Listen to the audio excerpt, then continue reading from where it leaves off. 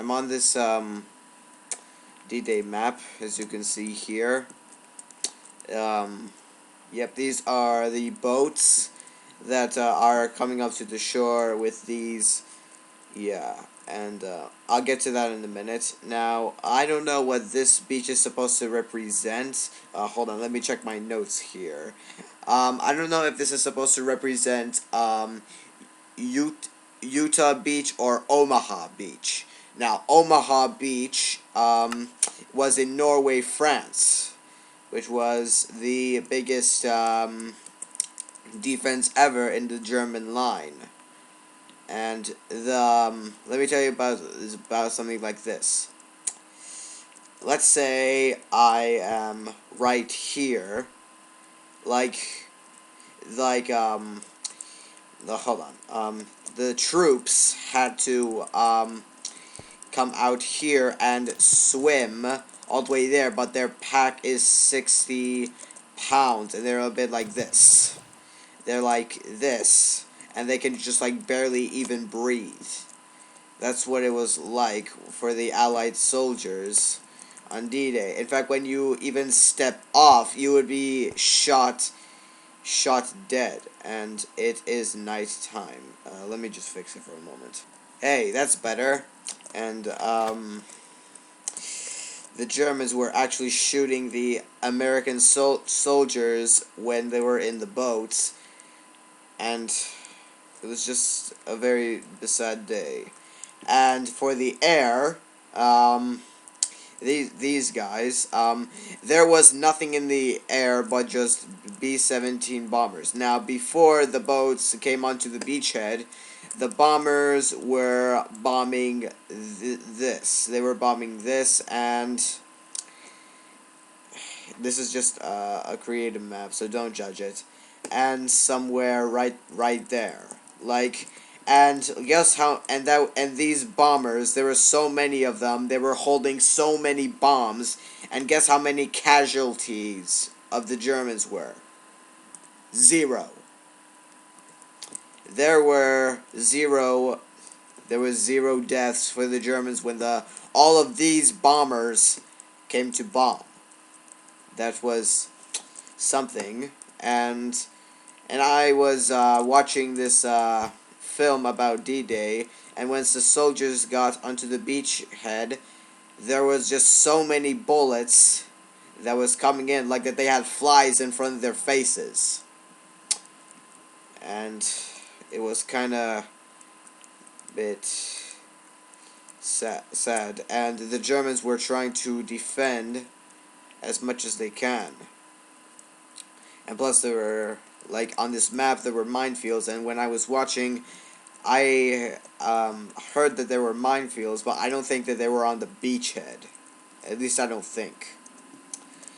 And plus the Axis, the Germans did not have any 109s in the air. Nothing but just this in the air and battleships in the sea. And the Germans said that there were just so many battleships that is impossible to count. And the Allies said that that there were so many ships on the beachhead that you can just cross from one deck to another. And it was a big invasion plan made by generals. And if I can read this in my notes, it says here that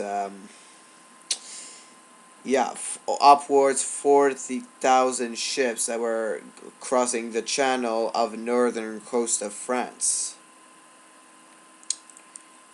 That's what I was reading there, and it's kind of heavy for the Germans to try and defend, because it was kind of like somewhat easy for the Germans, because if you are like right here, you can easily kill an American soldier from this beachhead right here. And it was just kind of like brutal. It was the bloodiest battle ever, and it was just unbearable to watch. on the other side. And it was just sad for the Allies because like the D-Day was fought in the morning, like 7 in the morning, and it was just terrible, absolutely terrible. And the Germans said that when I was watching the film, that the reason that they lost is because they didn't have enough ammunition and enough men to, yeah, and that was just like, how can they say that? Like, like you would never say that. You would never ever say that.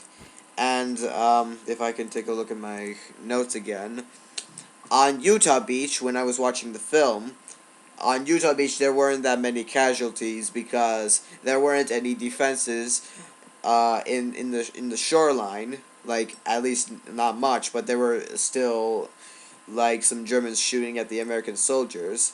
And at the Gold and Juno side from the beach, which were the British and the Canadian troops, they were like having tanks which are called D tanks, and that was tanks built by the British, and they were used on D-Day. And they were like coming up on the beachhead with their tanks and their men shooting at the Germans, and with like no problem.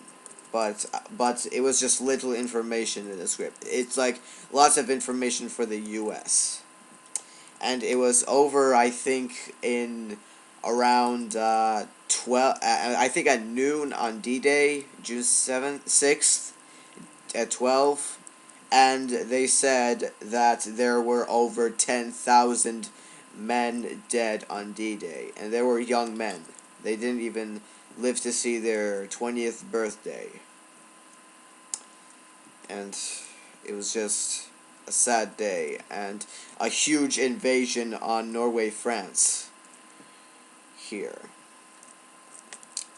And now when I come back to here, that's what, in France, you would see this everywhere you go. But here's the way I would see it.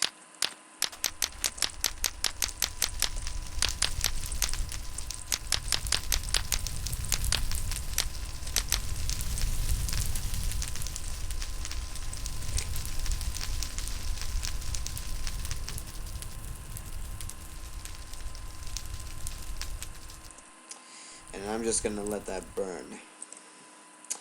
It was a really, like, bloodiest battle ever on D-Day. That's all I have for this video. I hope that you guys have, like, get to hear me out on what it was like in World War II on D-Day. This is me, and I will see you guys next time. Bye.